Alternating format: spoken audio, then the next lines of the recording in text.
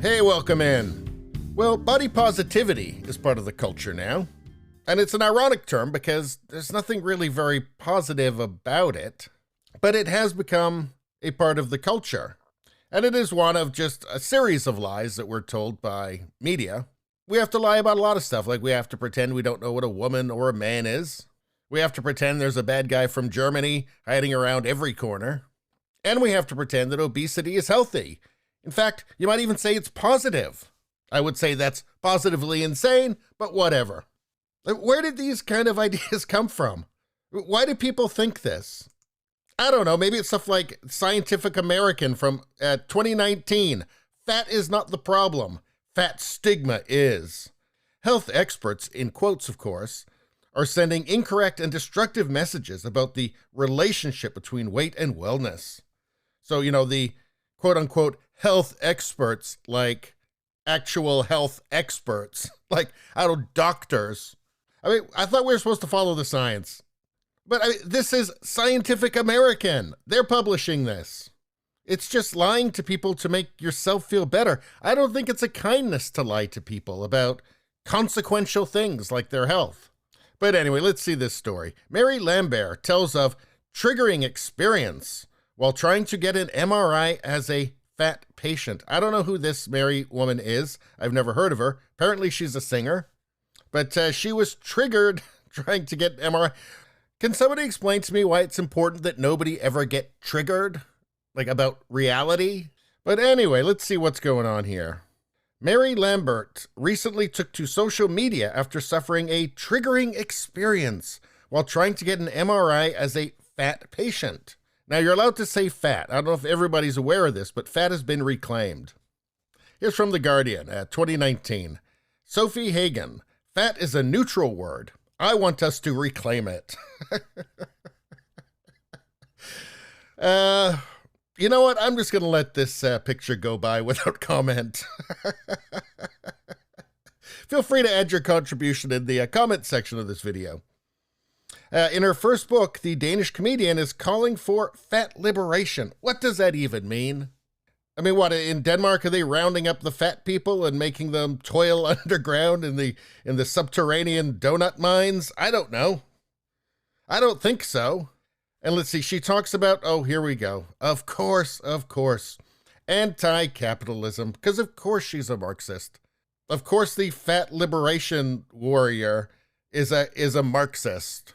I wonder if this is some sort of subconscious attempt to actually lose weight, because it's pretty much impossible to be overweight in a communist country, unless you're in the elite.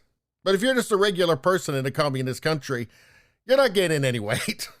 It's the whole there not being enough food thing. I mean, I don't know, is waiting in bread lines, is that exercise? I guess it's better exercise than just sitting, I guess. It's probably a long walk home, so... But I don't know, I still feel like she hasn't really considered that. But I don't know, all I can say is, she may want to live in a communist country, but she looks like somebody who doesn't.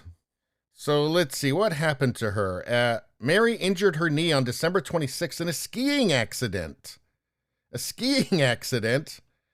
Okay, I mean, she's a pretty big girl. I'm actually allowed to call her fat, so she's fat. But, yes, she injured herself skiing somehow. I'll bet she really picks up some speed on the slopes. I bet she picks up some speed. I think it might be terrifying for the other skiers seeing her barreling towards them. And she's probably terrible at skiing, too, so she's likely completely out of control. So it's really not that surprising. She injured herself. I mean, when you're obese and you do, demanding physical activities, yeah, you're more likely to get injured. But I guess maybe skiing is fat-phobic. I don't know if she mentions that in this. But anyway, she injured herself skiing, and she went a few days later to get an MRI on her knee. And let's see, she posted this on social media. Just tried to get an MRI and was shocked at how unprepared they were for a fat patient. I changed into their biggest scrubs, the 2 times, and had half of my butt exposed, only to have the MRI coil not fit around my knee. I was asked my weight 3 separate times, but it made me more furious thinking about why there wouldn't be a system in place so this doesn't happen. Well, I don't know. Maybe you shouldn't be so fat. I mean, it works for everybody else. Maybe the MRI has to be a certain size or it doesn't work or something. I don't know. Again, maybe you're just too fat. Maybe it's not everybody else. Maybe it's you. Maybe civilization doesn't exist just purely for you. I think what might be missing here is a total lack of self-accountability. But anyway, let's see. Her thread continued as she offered suggestions to Reyes Radiology, including larger scrubs and asking patients beforehand for their pant size. Maybe they should just hire her to run it, actually. She's probably got tons of bright ideas.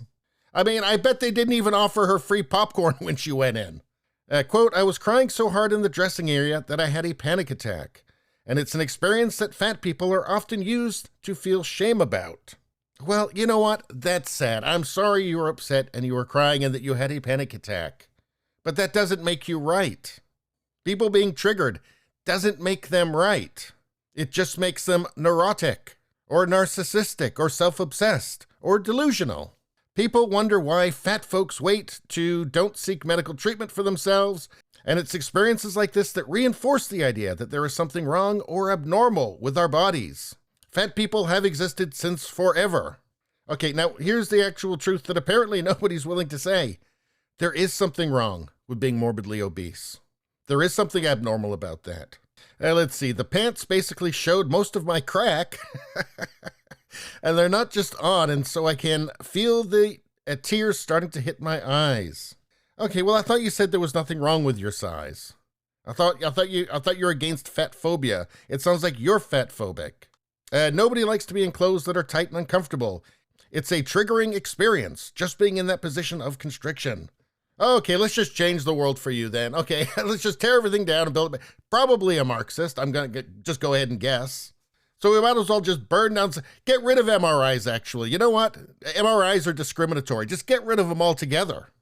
They're probably racist. I can only assume. Are they transphobic? Well, I don't see how they couldn't be, because everything else is, right? But you know, one thing you can definitely count on? The CDC will have something sensible to say about obesity. Let's see, people with obesity or overweight, or are overweight, I think they meant, can take steps to protect against COOF.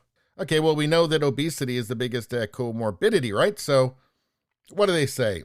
Wear a well-fitting mask, avoid crowds and poorly ventilated spaces, stay 6 feet apart from others, and get a vaccine when it's available to you. What about not being obese? What about exercising and losing weight? I mean, that would seem like a really important step you can take, right? I guess the CDC forgot to tell us about that, because I guess they wouldn't want to be fat phobic.